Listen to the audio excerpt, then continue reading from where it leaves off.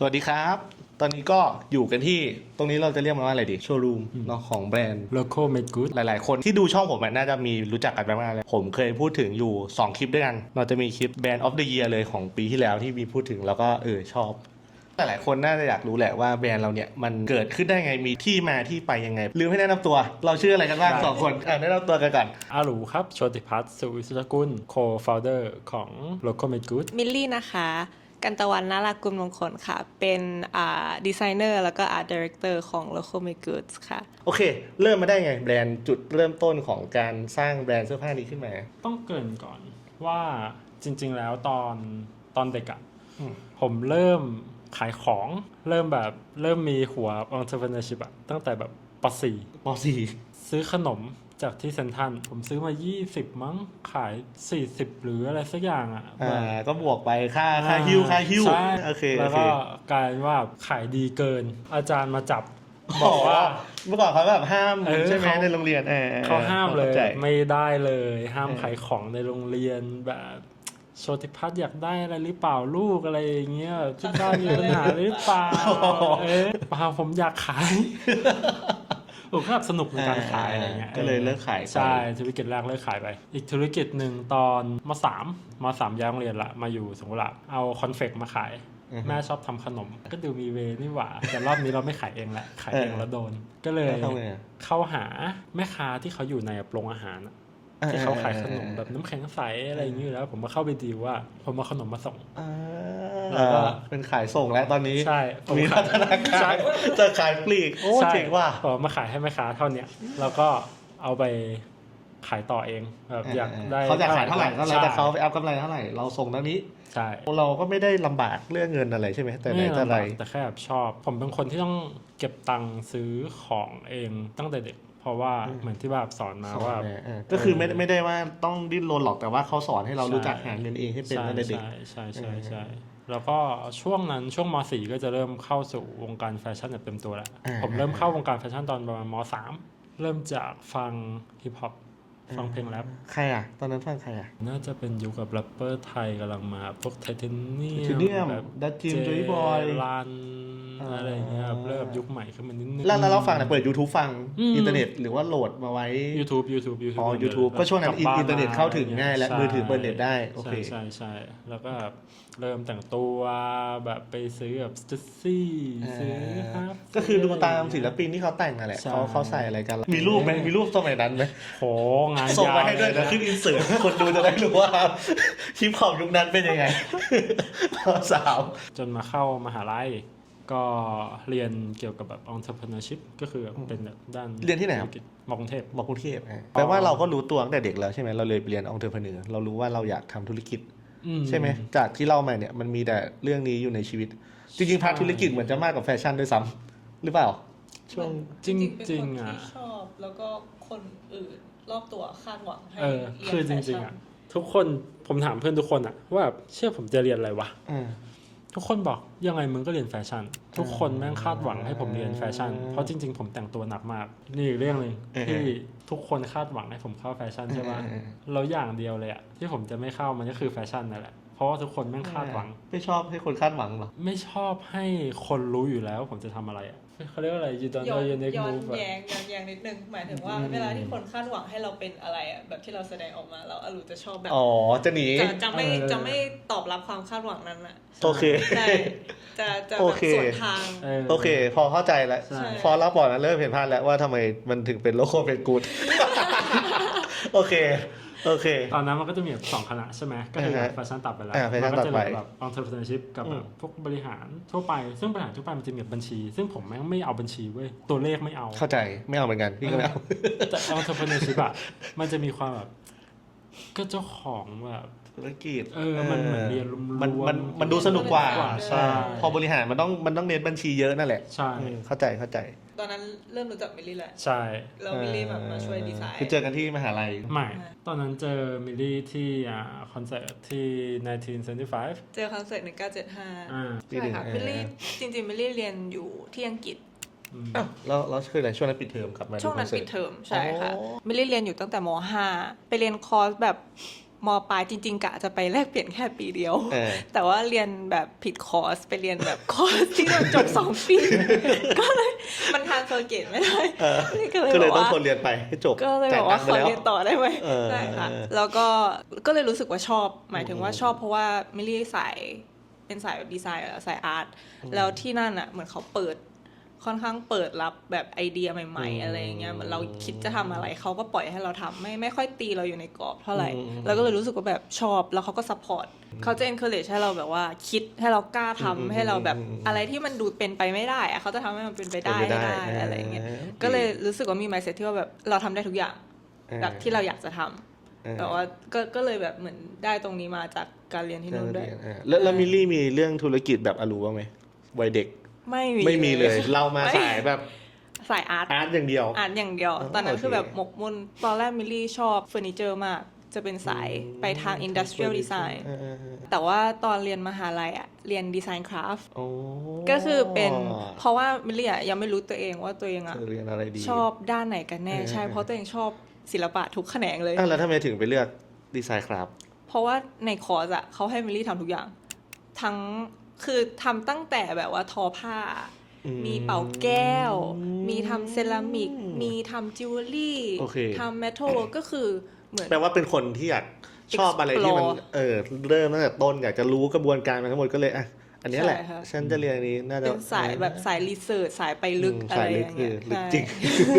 เป็นพี่ก็คงแบบที่เรียนจะไปปั้นเลยเหรอเราคงไม่เรียนไปเป็นแบบเมเกอร์เลยโอ้สุดยอดก็คือได้ลองทำทุกอย่างมาหมดแล้ว enjoy มากเราตอนจบมิลลี่ก็แบบทำโต๊ะที่ทำออกมาจากเซรามิกแบบทั้งชิ้นแบบเป็นโม5 ชิ้นใหญ่ๆมันคืออะไรเราทำเองหรือว่ามันเป็นงานจบเป็นงานจบที่เขาก็คือให้เราไกด์เองว่าเราอยากทำอะไรอะไรอย่างเงี้ยแต่มิลลี่อยากทำอะไรที่มันยากที่สุดแบบให้มันยากที่สุดเท่าที่มันจะแบบสองคนนี้มีความเหมือนกันตรงนี้แหละชอบทำอะไรยากๆอะไรไม่เอาโอเคตอนนั้นมิลลี่เรียนมหาลัยอยู่ที่ไหนนะครับที่มิลลี่เรียนอยู่ที่เลสเตอร์ค่ะเลสเตอร์ซิตี้นะโอเคคนไทยผู้ชมน่าจะรู้จักใช่ได้ไปดูบอลฟรีบ่อยดูผิวทำไมเขามีสวัสดิการใช่เพราะว่าเจ้าสัวที่เขาเป็นเจ้าของเขาเป็นคนไทยเขาก็จะเหมือนมีเด็กไทยถ้าเกิดใครอยากไปดูเขาก็จะให้ด้วยใช่บอลเด็กไทยโอ้ดีใช่พี่ฮิตโควิดตอนปี 2ก็เลยบินไปช่วยที่อังกฤษบินไปช่วยงานหมายถึงงานไอเซรามิกที่ทำโปรเจกต์กันนะโต๊ะนั่นแหละอารมณ์แบบเป็นคนแบบช่วยขัดช่วยอะไรผู้ช่วยทีสิทธิ์ต้องมีชื่อในนี่ด้วยไหมใช่ไหมผมว่าผมต้องมีว่ะไปนั่งเรียนด้วยนะไปนั่งเรียนในคลาสไปนั่งเรียนในคลาสก็รู้จักอาจารย์ทุกคนอ่ะจริงเหรอแล้วเขาไม่สงสัยแล้วไอ้นี่ใครฉันไม่เคยเห็นแกเลยนี่ก็แนะนำว่าแบบ my boyfriend แล้วทุกคนก็จะเรียกอลูว่า hi boyfriend มาแล้วอะไรอย่างเงี้ยรู้จักเพื่อนทุกคนอ่ะรู้จักอาจารย์รู้จักรวบรัดตัดตอนเราก็ไปช่วยมิลลี่จนเรียนจบใช่และพอจบมาปุ๊บเราเริ่มทำอะไรกันก่อนกลับมาไทยปุ๊บเหมือนมีพี่ๆก็มาชวนมาให้มาทำแบบเหมือนเป็นแบบธุรกิจแบบว่าตัดเลเซอร์อะคริลิกอะไรเงี้ยมันเขาทำมาก่อนอยู่แล้วกรงแมวอะไรเงี้ยคล้ายๆใช่ไหมมันคือตู้ใช่แล้วทีนี้เราก็แบบด้วยความเด็กจบใหม่นะเพิ่งจบมาเลยก็แบบไฟแรงก็ทำได้ดีแบบอยากรีแบรนดิ้งให้อยากแบบว่าขยายสเกลขยายสเกลจากกรงแบบกรงแฮมสเตอร์เป็นแบบกรงแมวอะไรเงี้ยขยายฐานทาร์เก็ตเราทำไม่กี่เดือนใช่ป่ะแต่เราเหมือนได้เรียนรู้เรื่องธุรกิจอีกเป็น10 ปีแล้วก็เนี่ยมานั่งเกิดเหตุตอนที่ไฟไหม้ก็คือมันเป็นเครื่องที่แบบใหญ่มากๆเป็นแบบเลเซอร์คัตแล้วมันก็อันตรายใช่ป่ะเราตอนนั้นมันอยู่ในห้องที่แบบห้องเวิร์กช็อปที่บ้านของมิลลี่แต่แป๊บเดียวเองก็คือประมาณแบบ10 นาทีอะไปกินข้าวตอนตี 3ก็คือเหมือนแบบทำมาทั้งวันแล้วก็ปล่อยให้มันตัดไปแล้วก็หันไปอีกทีนึงคือแบบไฟไหม้ทั่วห้องแล้วแบบว่าทั้งห้องคือเดี๋ยวนะเรากินข้าวคืออยู่แถวบ้านนี่หรอหรือกินคนละห้องแค่คนละห้องใช่ห้องข้างๆอย่างเงี้ยแล้วก็หันไปเห็นเพราะว่ามันเป็นกระจกกั้นอะไรเงี้ยหันไปคือไฟแบบขึ้นถึงเพดานแล้วอะเพราะเครื่องคือเครื่องมันประมาณแบบ2.50 เมตรอะแล้วตอนนั้นทำไงวิ่งตอนนั้นเหรอทุกคนสติไปหมดแล้ว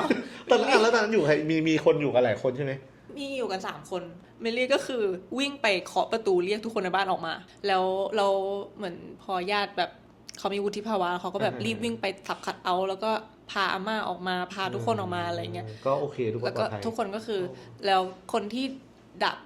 ไฟก็คือบิลลี่เอง ดับเองเหรอ เพราะว่าดับเพลิงอ่ะมาไม่ทัน แล้วดับไงอ่ะ ก็ญาติเมลี่ก็แบบเอาสายอะไรนะ สายยาง สายยางอะที่แบบ แรง วัน ดั นั้น น สูงปะ ใช่วันนั้นโคตรโชคดีคือเพิ่งเปลี่ยนหัวสายยางเป็นแบบแรงดันสูง ก่อนหน้านี้มันเป็นแบบเหมือนใส่ มันไว้ รถ ไหนล้างรถ รถน้ำธรรม รด ดา น้ำต้นไม้ รดน้ำต้นไม้ เออ วันเพิ่งเปลี่ยนเมื่อประมาณแบบ2-3 วันก่อน เป็นแบบแรงดันสูง แล้วเขาก็หยิบให้มาใส่มือไปนี่แล้วก็บอกไปดับเลยยืนถืออยู่อย่างเงี้ยแล้วก็เอาเสื้อปิดแล้วก็แบบยืนถืออย่างเงี้ยจนไฟดับ จุดไฟดับ ใช่ จนแบบว่า ดับปุ๊บดับเพลิง แล้วเรา มา ไปยืนนิ่งๆอย่างนี้เหรอ ใช่ แล้วเราไม่รู้สึกร้อนหรือว่าต้องแบบลุกลี้ลุกลนอยากจะ ก็ วิ่งหนี เม ออ ลี่ ก ก็ ไป ไม่ได้เข้าไปใกล้ๆ อ๋อก็ฉีดอยู่ คือ ไกล ดับ ๆระหว่างนั้นทุกคนก็ไม่มีใครรู้ว่าเราฉีดอยู่ปะ ใช่เพราะทุกคนก็คือแบบ ทุกคนก็ไป กระโจนไปหมดแล้ว อ้าวโอ้ตายแล้วทุกคนลืมหมดเลย แต่คือ คือถ้า ผู้ มี ที่ช่วยดับไฟ ก นะ ล้องวงจรปิดก็คือยังยืน ยังยืน ฉีด ฉีด ก็ อยู่ คือยังเห็น แต่ว่าตอนนั้นไม่ตลกแน่นอนแต่ฟังตอนเนี้ยตลก ตอนนั้นแบบทรมามาก โอ้อ่ะแล้วเครื่องพังหมดแล้วยังไงตอนนั้น ตอนแรกก็ยังไม่ล้มเลิกว่าก็ยังแบบ แต่พอมานั่งคิดแบบนอนคิดเลยอะไม่เกินอาทิตย์นะ ก็เริ่มรู้สึกว่า เราออกมาดีกว่า เพราะว่าแบบไหนๆมันอาจจะมีคนบอกเราก็ได้ไอ้เรื่องแบบเนี้ยที่แบบว่าออกมาเหอะอะไรอย่างเงี้ยแบบไม่คุ้มหรอกแบบสุขภาพด้วยอะไรด้วย ตี 3เพิ่งนั่งกินข้าว เออ ช่วงนั้น แย่มาก สุขภาพแย่มาก ผมใจสั่นอะแบบเดินแล้วแบบจะวูบตลอดเวลาแบบไม่รอดอะ ไม่ได้คือแบบหน้าพังแบบว่า แล้วอะไรที่ทำให้เราแบบถึงทุ่มเทกับสิ่งนี้มากๆเลยตอนนั้นเราแค่เพิ่งเรียนจบไฟแรงหรือว่ามันมีอะไร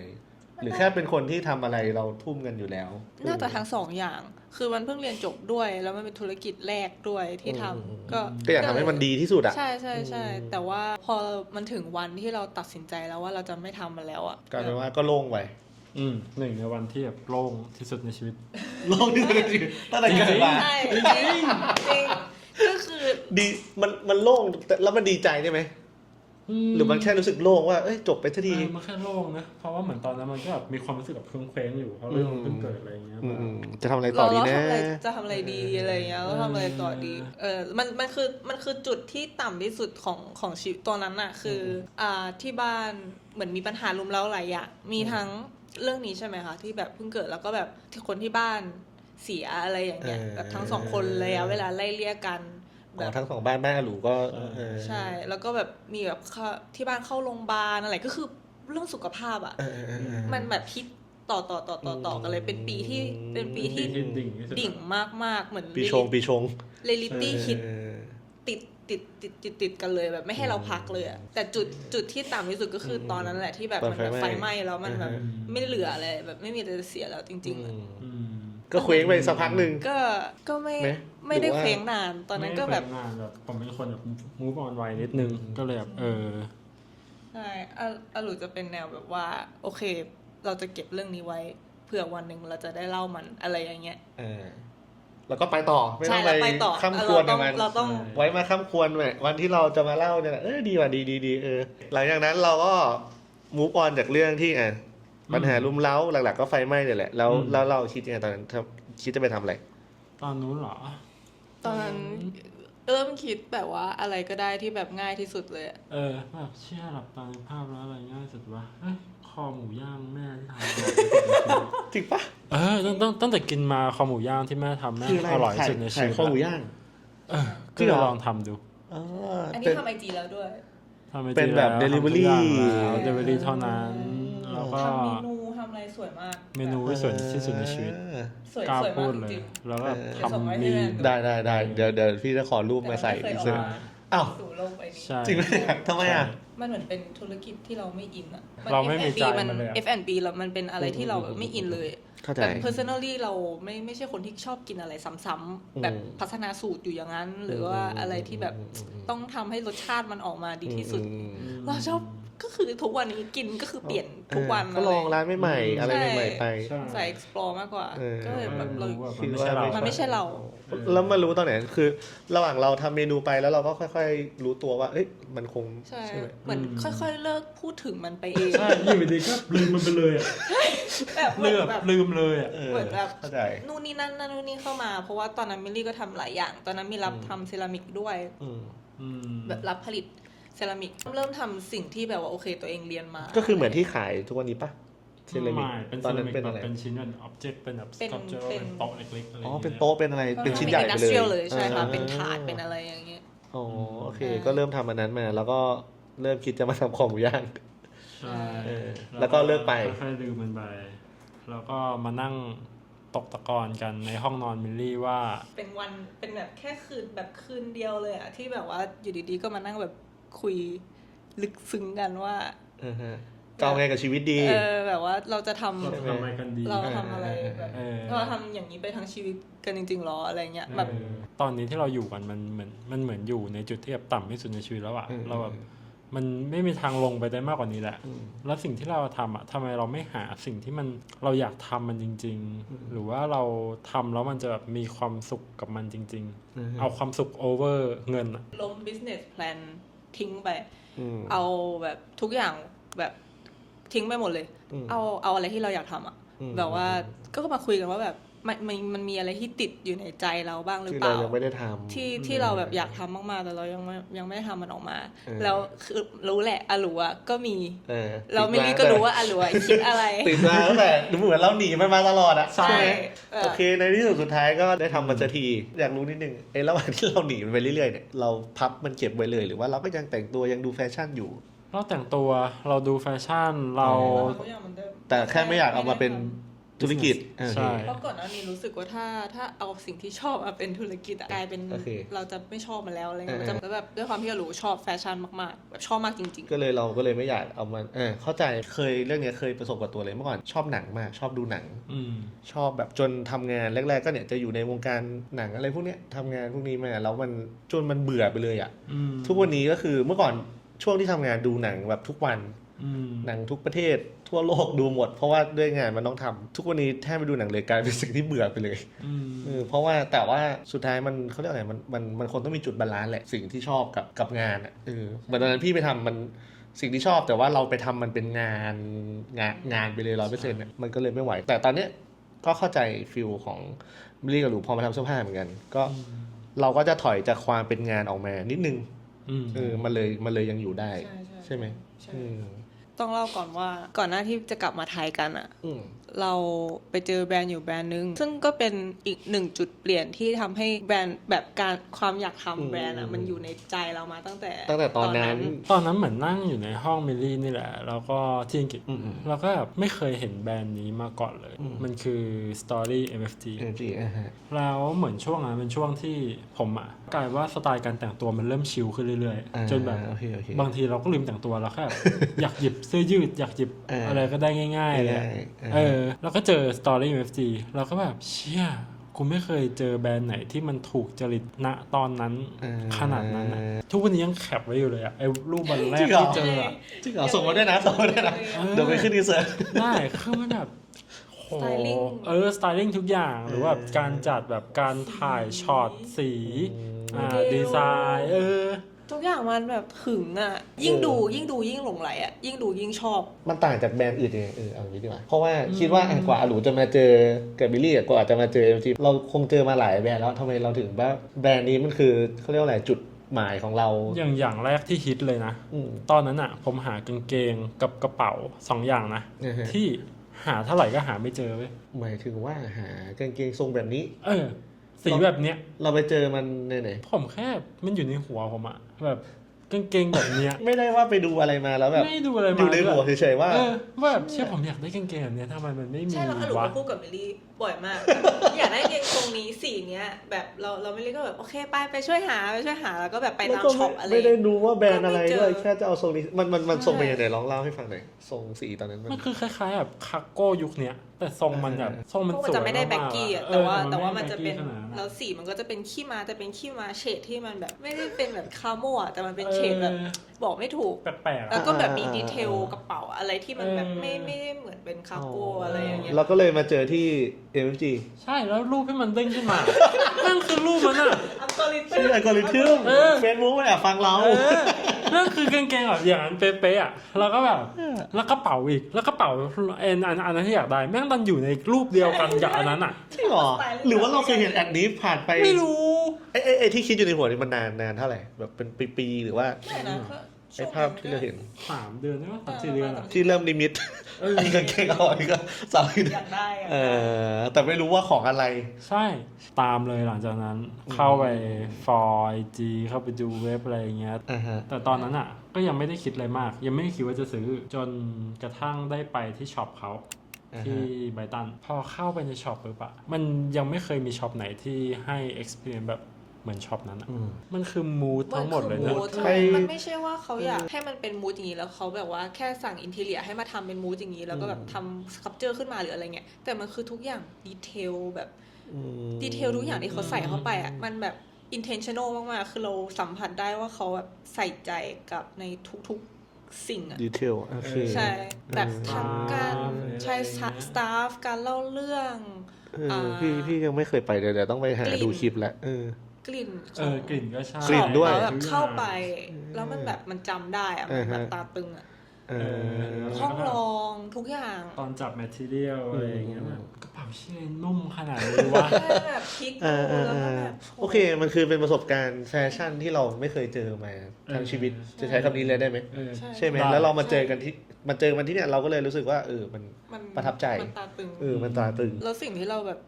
ซื้อกลับมา ก็คือกระเป๋าที่กระเป๋าสีฟ้าที่ ต่อที่เราฝันถึง นั้นอ่ะ นิมิต ตอนนั้นเลย เราต้อง เราไม่ซื้อต่อกันกันเพราะมันแพงโอเคเข้าใจพวกอิเซสซอรี่ราคามันจะถูกกว่าพวกโคตติ้งหน่อย ห่างกันไม่พอรอเขาลดราคาด้วยผมบอกผมอยากได้เนี่ยที่เราเฮ้ยอีก2 วันจะลดราคานะในเว็บอ่ะ คือแบบเรียกได้เลยว่าเป็นแบบจุดเริ่มต้นของโลโก้เหมือน หลังจากนั้นที่เราซื้อมาหลายเดือนแล้วนะเรายังมานั่งพลิกดูดีเทลกันอยู่เรายิ่งตอนที่เริ่มทำโลโก้ใช่ป่ะตอนช่วงแรกๆอ่ะเราก็มานั่งพลิกดูเลยว่า การเย็บยังไงเขาใช้แมทเทียล ผมชอบแฟชั่นใช่ป่ะแต่ผมไม่เรียนแฟชั่นทีนี้ผมไม่รู้เรื่องอะไรเกี่ยวกับการตัดเย็บเลย ทั้งคู่คือไม่เคยเรียนเกี่ยวกับเสื้อผ้ามาก่อนเลย ไม่เคยเลย แล้วเราไม่เรียนมาเลยเนี่ยทั้งสองคนเนี่ยการทำงานมันทำออกมาได้ยังไง ลองเล่ากระบวนการทำงานของครั้งแรกก็ได้คอลเลคชันแรกของโลโก้ครับว่ามันเริ่มยังไง ในกระบวนคนที่แบบไม่เคยเรียนหรือว่าไม่เคยอะไรมาเลย การทำงานของเราอ่ะมันเปลี่ยนไปเรื่อยๆเลยค่ะพี่แมทเพราะว่าด้วยความที่สเกลเราค่อยๆ เริ่มจากศูนย์จริง ๆ แบบช่วงแรกเราใช้ช่างตัดสูตร เทเลอร์ลิงไปเลย ที่รีไทร์แล้วเราก็กลับมาอยู่ที่บ้านเราก็นั่งเย็บอยู่ที่บ้านเงียบๆคนเดียว โอ้ ให้คนในคอมมูนิตี้ เจ เขา อได้ไง อุบิเหตุ เปิด Google Map แล้วผมก็เจอเบอร์เนี้ยอยู่หน้าปากซอยซัมติงแถวๆนี้ผมก็เลยโทรไปเขาบอกว่าเข้ามาได้นะแต่ว่าอยู่อีกซอยนึงนะอยู่ซอยนี้ซอยนี้ ก็คือเหมือนเบอร์ผิด เขาบอกว่า เหมือนกัน จริงๆแล้วอ่ะ จริงๆแล้วเราต้องไปร้านเนี้ย ร้านนึง แต่ไอเนี่ยโทรไปแล้วมันได้ ใช่ แล้วเขาดันตัดเสื้อได้เหมือนกัน ก็เลยโอเคเข้าไปลองแล้วก็คุยดู แปลว่าคอลเลคชันแรกคือเป็นพี่คนนี้เย็บคนเดียวเลย ใช่ค่ะ โอ้ ก็คือเป็นแบบคนที่ขึ้นแบบออกมาที่ออกมาจากในหัวมิล คือ ลี่เพราะตอนนั้น โอเค เรายังไม่มีเทคแพ็กยังไม่มีอะไรคือทุกอย่างคือออก แล้วกระบวนการ ม เราไปเล่าไงเราเตรียมไปไงสมมติเราวาดรูปไปหรือว่า วาด ใช่ไหมวาด เพ รูป ราะ ไป ว่าใน iPad อะไรเงี้ยแหละ แล้วก็ไปเปิดให้เขาดู ใช่ แล้วเขาก็คงแบบ ปรับ ทำตัวอย่าง ไปเรื่อยๆ อะไรขึ้นมาเราก็มา ใช่ ลองก็ต้องใช้เวลา ใช่ นานอยู่ใช่ไหม นานมาก หลอกหลายตัวมากเลยแบบเสื้อเชิ้ตตัวหนึ่งต้องขึ้นประมาณต้องมี7 ตัวแล้วมั้ง ใช่ 6-7 แบบ ตัวน านมากเพราะว่าแพทเทิร์นเราแบบ ไม่รู้ จุกจี้ เรื่อง จุกจิก อะไรเลย มากด้วย แต่ก็แบบอยากได้ แล้วทุกวันนี้พี่เขายังทำอยู่ไหมหรือว่า ที่เขาท อ๋อ ำเขายังทำอยู่ แต่ แต่ ว่า ว่า ไม่ได้ เขาไม่ทำให้เรานะ อ๋อ เขาทำไม่ไหวละ เขาบอกว่าแบบ ข ของเรามันยากไป ไปหาคนอื่นเถอะลูกเพราะว่าแบบไม่ไหวแล้วแบบปวดหลังมากอะไรอย่างเงี้ย คือมันมีอยู่ช่วง อายุเยอะแล้วใช่ไหม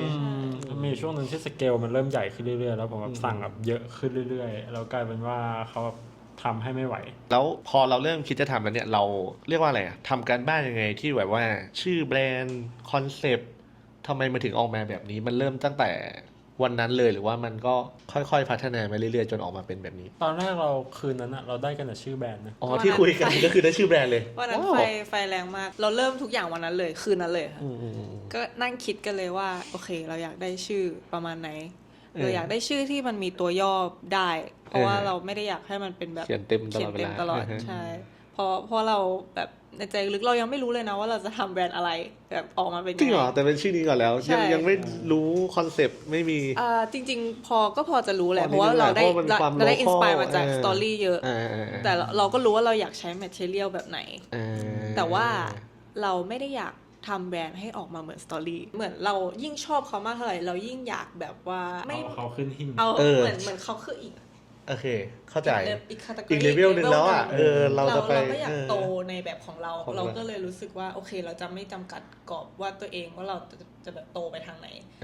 ขอ explore ก่อน แต่แค่มันอาจจะเขาเรียกอะไรเมล็ดพันธุ์มันอาจจะมาจากตรงนั้นแหละ ใช่ แต่มันจะโตมาเป็นต้นอะไรก็อีกเรื่องหนึ่ง ใช่โอเคเราก็เลยต้องเริ่มจากการรีเสิร์ชก่อนว่าอินดัสทรีเนี่ย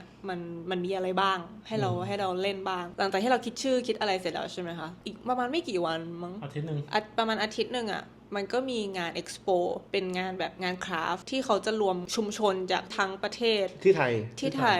ที่มาจัดแสดงแบบงาน โอท็อปอย่างนั้นเหรอ คล้ายๆโอท็อปแหละแต่เป็นแม่ๆที่เขา ที่เขาคัดมา คัดมา เพิ่ม คั ขึ้ ด น มาอีกที ใช่ โอเค ว่าแบบเป็นแบบธรรมชาติอะไรอย่างเงี้ยเขาจะมีคุณทีเรียของเขาเออ มาจัดที่ไหนอ่ะตอนนั้น ใบเทค ใบเท อ๋อไม่เทค เพราะมันอยู่ใกล้ ใกล้บ้าน มี5 วันอ่ะผมไป ไป 5 วัน จริงปะเนี่ย จริง แล้วไปตั้งแต่ เปิ เปิ ด ด ยั ยั น น ปิ ปิ ด ด อะ วันแรก2 วันแรกก็คือแบ่งเวลาให้บูธแล้วแบบครึ่งชั่วโมง ก็คือดูทุกอันไม่มีปล่อย ใช่ มือ คุย เลย คุยแล้ววันท้ายๆเราชอบบูธไหนมากเป็นพิเศษ ก็ค่อยไปซ้ำ ค่อยมา ใช่ แปลว่ามันก็คือจุดเริ่มต้นของการหาซัพพลายเออร์ไหม ใช่ค่ะ แล้วเราก็ได้จากงานดีด้วยปะหรือว่า ไม่ถึงขนาดนั้นเหมือนเราได้แค่ไอเดีย เพราะว่าตอนนั้นเราอยากมองภาพกว้างๆมากคือเราไม่รู้เลยว่าภาคเหนือมีอะไร ภาคอีสานมีอะไรภาคใต้มีอะไร เราก็แค่อยากไปดูว่าแต่ละภาคอ่ะมันมี มีอะไรบ้าง มีแมทเทียล อ่า เด่นๆอะไรที่เราชอบบ้างแล้วมันตรงกับสิ่งที่เราตามหา ซึ่งในตอนนั้นนะสำหรับเราอ่ะที่เราดูภาพรวมแล้วเราชอบภาคเหนือ เราก็เลยเหมือนตัดสินใจว่าโอเค เราจะเอาตังค์แบบก้อนสุดท้ายที่ยังเหลืออยู่ที่เหลือจากการทำธุรกิจ มาซื้อตั๋วไปเชียงใหม่ แล้วเราไปหาได้ยังไงอะหรือเราก็คือคอนแทคจากในงานนั้น หรือว่าเราก็ไปเซิร์ชไปอินเสิร์ชเพิ่ม เราไปถึงแล้วเราก็ไปมั่วเลย จริงเหรอไม่มีจุดหมายปลายทาง ไม่มีเลยนะ เพราะว่าตอนนั้นที่จำได้ว่าที่ไปคาบแบงคอกอะเรายังไม่ได้เจอชุมชนขนาดนั้น เพราะว่าส่วนใหญ่เขาจะเป็นคนที่เอามา develop ต่อแล้วเอามาพัฒนา โอเค เป็นผลิตภัณฑ์แล้วอะไร เหมือนเป็นพ่อค้าคนกลางอีกทีนึง แต่เราอยากจะไปจนถึงคุณ ใช่ แม่คุณป้าที่เขานั่งเย็บกันเลย ใช่ โอค เราก็เลยต้องเหมือนไปงมเอง แล้วเริ่มยังไงอ่ะ ตอน ไปถึงโรงสนามบินปุ๊บไปถามเขาเหรอ แถวไหนมีเย็บผ้าหรือยังไง แถวไหนขายผ้า ถามเลย โซนไหนขายผ้าอะไร โซนไหนขายผ้าแล้วก็ถาม ไปโซนนั้น คนในโซนขายผ้าว่าโซนไหนทอผ้าเขาไม่บอก เขาไม่บอกด้วย เขาไม่บอก จริงเหรอทำไม เขา เห ไม่ ตุ บ ผ อก ลคืออะไร มันแหล่งเขาไง ไม่งั้นเหมือนเรา คือเราเริ่มไปถามจากร้านที่เขาขายก่อนใช่ไหม ใช่ ใช่ถามร้านที่เขาขายผ้าแบบ เออ ขายผ้าเป็นม้วนแล้ว อ๋อ อะไร ผ้า อย่ง ม้วน เงี้ย ผ้าม้วน ใช่ อ๋อโอเค ก็แบบพี่ทัวร์ที่ไหนนะคะอะไรอย่างเงี้ยเออ แต่มันก็ถามไม่ได้หรอกครับจริงๆแต่ด้วยความเป็นเด็กไงใช่ไหมเราก็ไม่รู้อะตอนนั้นน่ะ ไม่รู้เรื่องอะไรเลยอะเขา เดิ ก็ น เลย ฮาร์ดเวย์มาก ไม่บอก อ้าวแล้วสุดท้ายไปเจอได้ไง ไม่เจอ เอาไปแล้วไม่เจออะไร ไปแล้ว ไหนไม่เจอเพราะอะไรรู้ป่ะ เออ ไปหน้าฝนเขาไม่ทอผ้า อ๋อ ใช่เหมือนเขาไม่รู้ว่าท เขา อ ไม่ หรือ ขึ้น ไม่ ด้วย ทอ ซ้ำ แห อะ ละ เขาแบบไม่ให้เราขึ้นอ่ะ ใช่ เพราะว่าเหมือนมันค่อนข้างลำบากในการเดินทางขึ้นไป เพราะมันอยู่บนดอย มันไกลจากตัวเมืองมากอะไรอย่างเงี้ยเขาก็เลยไม่พาไป แปลว่าเขาก็เริ่มบอกแล้วแหละสุดท้ายเราก็หาคนที่เขาบอกได้แต่แค่ฝนมันตกเลยไม่ได้ไปหรือว่า หรือไม่เขาก็แค่ปฏิเสธ ปฏิเสธบอกฝนตกไอ้หนูกลับบ้านไปก่อน เออ ใช่เราไปตั้ง2-3 รอบเนาะกว่าเขาจะเปิด อืม ก็คือเหมือนเราต้องซื้อผ้าทอที่เขาแบบทอเสร็จมาแล้ว อ่ะ อ๋อ ไม่ได้ไปแบบไปหา เออ แล้วตอนนั้นเราซื้อมาทำไมซื้อมาเพื่อจะเอาข้อมูลหรือว่าเราซื้อมาก็เพื่อที่จะ develop ของเรา ขึ้น ใช่ ตัวอย่าง อ๋อโอ อะไร เค สำหรับคอลเลกชันแรกนะอันนี้แบบยังไม่ได้เริ่มเลย เข้าใจ แล้วก็ ได้ ซื้อเก็บอะไรอย่างงี้ไว้ก่อน ไม่ได้เยอะค่ะ แบบทีละนิด แล้วที่เขาบอกเราเนี่ยคือร้านที่เราไปซื้อเขาบ่อยๆอยู่แล้วเขาก็ใจอ่อนบอกเราหรือว่า ประมาณ จริงเหรอน่ารักดีว่ะ ไม่แต่พอจะเข้าใจผู้ใหญ่เขาผ่านโลกมาเขาคงเห็นความตั้งใจอะไรเราไปอย่างแหละไม่ก็รำคาญ สองอย่าง นี่ก่อน นั่นแหละ โอเค ได้เริ่มผ้าแล้วเราก็ให้พี่คนนั้นที่ไปผิดซอย ใช่ ให้เขาเย็บ ใช่ จนเป็นคอลเลคชันแรก ใช่ แล้วทีนี้เรื่องดีไซน์บ้างดีกว่าก็คือมิลลี่จะเป็นคนคิดเป็นหลัก หรือว่า ช่วงแร ช่วยกันคิด จริงๆอลัวเป็นดีเรคเตอร์ก็คือเหมือนเขาจะดูแบบภาพรวมทั้งหมด ผจะเป็นคนที่ผมอยากใส่อะไรใช่ป่ะผมก็นั่นแหละอยากเอาอันนั้นอะขึ้นมาเป็นแบบแล้วก็ให้มิลลี่ไปดีไซน์ต่อ ก็คือเอาภาพนิมิต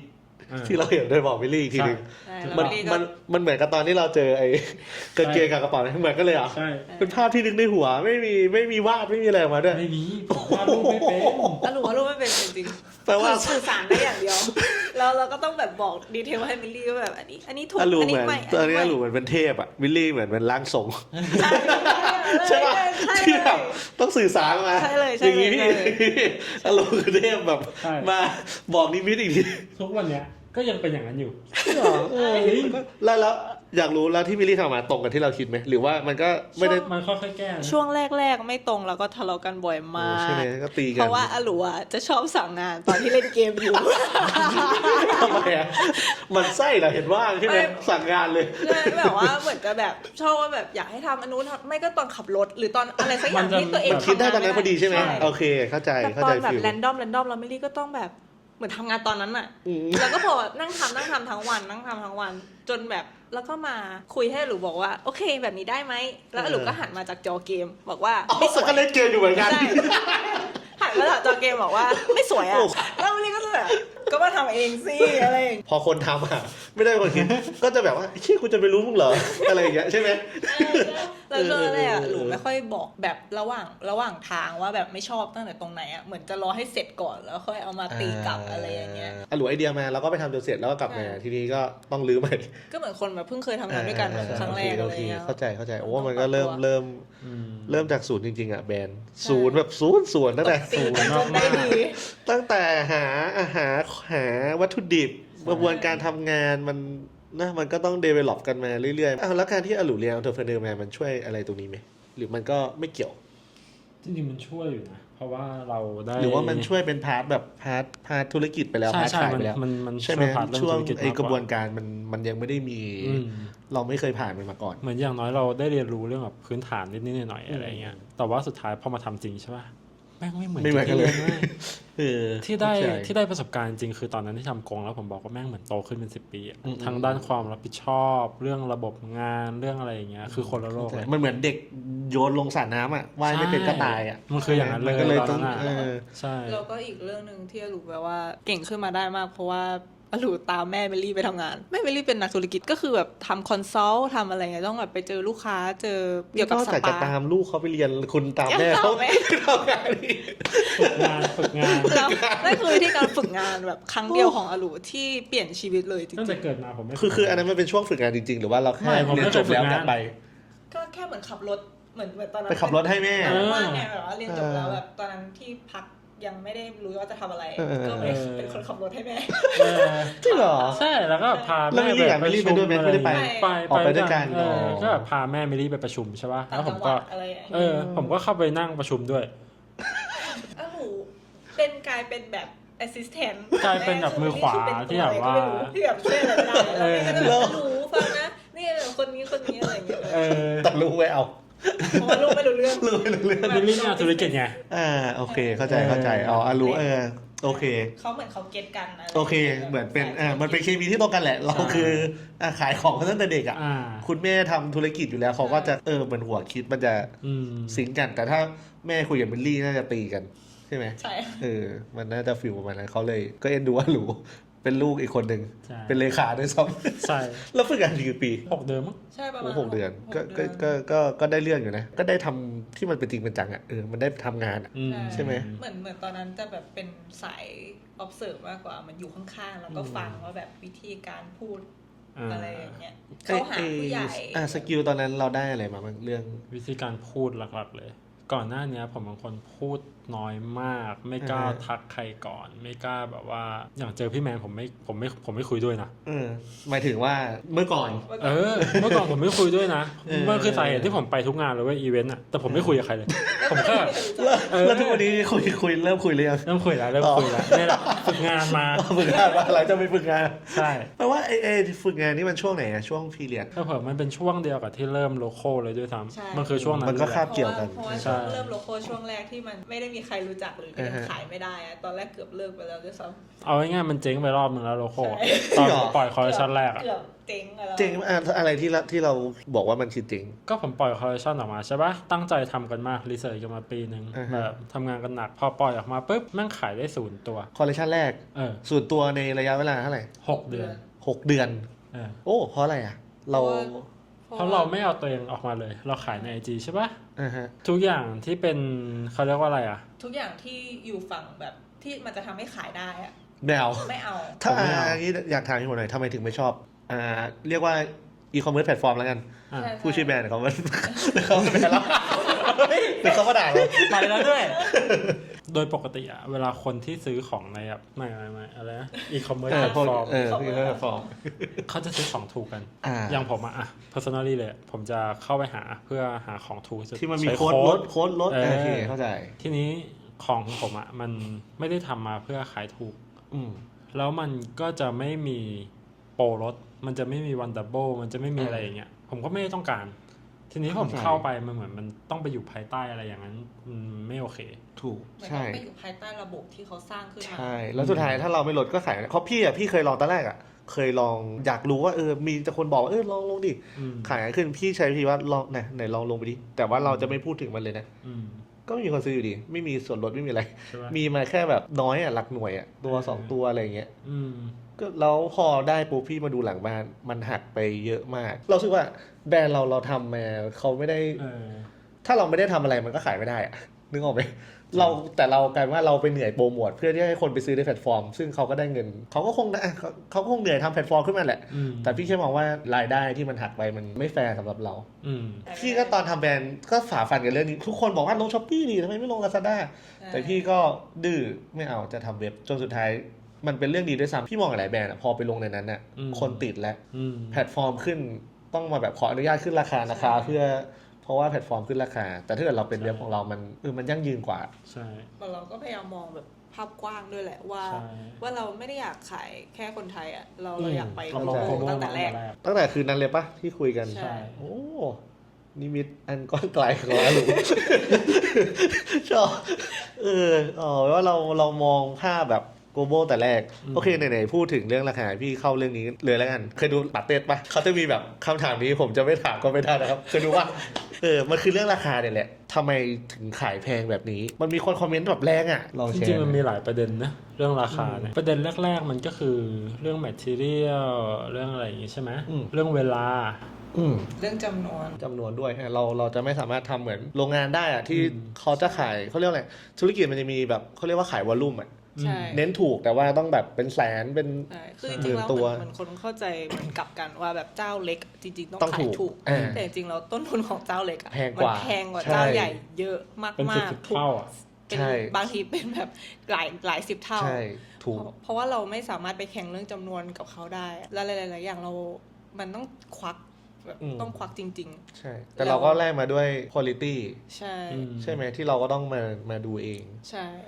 ซึ่งตรงนี้มันก็ส่วนหนึ่งแต่ว่าเหมือนสิ่งที่มิลลี่กับอลูแบบอยากสร้างอ่ะมันไม่ใช่แค่แบ็กกราวด์เรื่อง material หรือราคาของต้นทุนแต่มันคือเรื่อง branding เหมือนตอนนี้อย่างที่บอกผมเป็นคนที่ติดแบรนด์มากหมายถึงว่าติดแบรนด์เราหรือหมายถึงว่าเมื่อก่อนที่ซื้อของแบรนด์โอเคพี่แม่ลองนึกภาพคนติดแบรนด์มากมาทำแบรนด์ดูนะแล้วผมมองตัวเองว่าผมเป็นลูกค้าเวลาผมจะซื้อของอ่ะผมก็แบบอยากซื้อที่แบรนด์อ่ะ บางทีผมไม่เคยมองเรื่อง material ไม่มองเรื่อง process เลยแต่ผมมองแบรนด์แล้วแบบผมต้องซื้อแบรนด์ เนี้ยโดยที่แบบราคามันสูงกว่าชาวบ้านชาวช่องเขาอยู่แล้วแบรนด์นี้อะไรอย่างเงี้ยแต่ว่าพอมาเป็นแบรนด์เนี้ยแม่งมีข้อทุกสิ่งที่ผมพร้อมจะปัดทิ้งออกไปเพื่อได้แบรนด์นี้มามันก็เหมือนที่อาหลูไปเจอ FFG อะไรมาใช่ไหมจริงๆแล้วอาหลูเป็นสายแบรนด์ที่เป็นแบบสตรีทเลยที่แบบว่าแพงแบบไม่มีเหตุผลก็ชอบอะไรอย่างเงี้ยแต่คือสตอรี่เขามีเหตุผลที่เขาแพงแต่ของเราแต่อาหลูชอบแบบก่อนหน้านี้คือชอบอย่างเช่นอะไรแบรนด์อะไรที่เราชอบไอ้ที่ว่าแพงเลยเจลลี่เดฟโอเคเข้าใจเนี่ยใช่ป่ะที่แม่งแพงแบบไร้เหตุผลผมชอบมากแบบเอ็กซ์เพร์เมนทัลมากแบบเวอร์จิลทำอะไรอย่างเงี้ยที่ทุกอย่างดูแบบอยู่ดีซื้อเสื้อตัว500ขาย12,000แล้วทุกอย่างก็ worth it สำหรับเราอะไรอย่างเงี้ยจริงๆมันก็มีเหตุผลของมันแหละแต่แค่ว่ามันไม่ใช่เหตุผลในเรื่องของแบบที่คนทั่วไปจะมองที่คนทั่วไปจะแบบเดียวมันไม่ใช่แค่ว่าต้นทุนเท่านี้ต้องขายเท่านี้มันไม่ใช่แค่ว่าเสื้อมันต้องเท่านี้มันจริงๆมันมีเหตุผลแหละมันมีจะบอกว่ามันไอความที่หลวว่ามันไม่มีเหตุผลมันอาจจะเป็นเหตุผลของมันก็ได้ใช่ไหมด้วยความมีเหตุผลแหละเนี่ยแหละคือเหตุผลที่มันทำไมมันแพงแล้วนะคือแบบความสนุกของผมในการทำโลโก้ด้วยส่วนหนึ่งถ้าหลับตาในภาพแล้วโลโก้มันแบบไม่ใช่ราคานี้หรือราคามันแบบมันถูกมากเกินไปผมว่าผมเลิกทำแบบมันกลายเป็นไม่สนุกแล้วหรือว่าถ้าเราทำแล้วทุกคนใส่แบบไปเดินสยามแล้วทุกคนใส่ก็ไม่ทำเราก็จะไม่ใส่ผมไม่ใส่เรื่องอะไรเราใส่แม่ลองนึกภาพดิเดินสยามแล้วแบบอยู่สยามร้อนเราทุกคนแม่งใส่เต็มสยามเลยแล้วทุกคนสัมภาษณ์ชอบแบรนด์อะไรแล้วคนเชี่ยผมเลิกใส่จริงปิดไปเปิดแบรนด์ใหม่จริงใช่มันจะเป็นแน่ก็คือหนีที่หลูเป็น